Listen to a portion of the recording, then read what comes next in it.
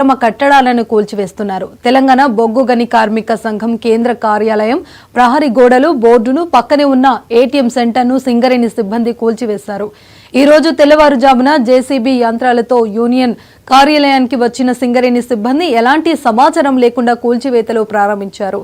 రోడ్ల వెడల్పు నగర సుందరీకరణ నేపథ్యంలో కూల్చివేస్తున్నామని మున్సిపల్ సింగరేణి అధికారులు చెబుతున్నారు. అయినప్పటికీ కనీసం తమకు ఎలాంటి సమాచారం ఇవ్వకుండా ఇష్టానుసారంగా కూల్చివేస్తున్నారని యూనియన్ నాయకులు వడ్డేపల్లి శంకర్ ఆగ్రహం వ్యక్తం చేశారు. కార్మిక నాయకులు జేసీబీ యంత్రాలను అడ్డుకునే ప్రయత్నం చేయడంతో పోలీసులు వారిని బలవంతంగా అదుపులోకి తీసుకున్నారు. వన్ టౌన్ పోలీస్ స్టేషన్ కు తరలించారు.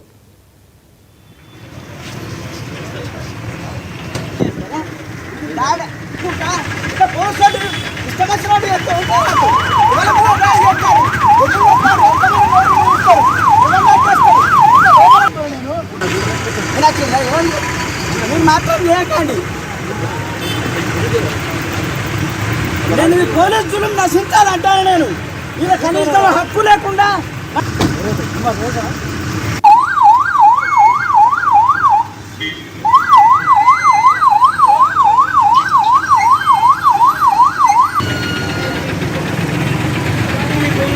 ఇదంతా కూడా చేస్తే ఎట్లా అన్నట్టు ఎవరి కోసం ఎట్లా అసలు ఏడికి తీస్తారు ఏమైతుంది ఏంది దీన్ని ఏం చేయాలనేటువంటి నాకు స్ట్రక్చర్ ఇవ్వండి.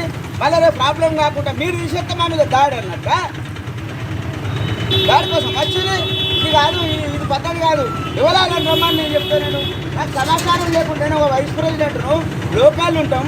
మేము ఈడ ఉట్టి ఈడ పెరిగినాం. మేము ఎవరు కావాలా కూల్చివేస్తారు ఏం చేస్తారో చెప్పకుండా ఇష్టం వచ్చినట్టు అది చేస్తా అంటే ఈడ చూసుకుంటుండే అందుకు నేను పెంచుతాను అనుకుంటాను. సమాచారం పెడతారు ఎవరు వస్తారు భయాది చేస్తుర్రా.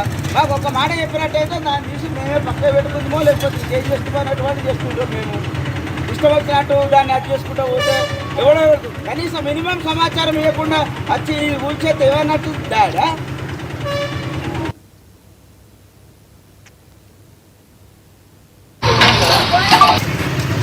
ఏం చేసుకుంటాం.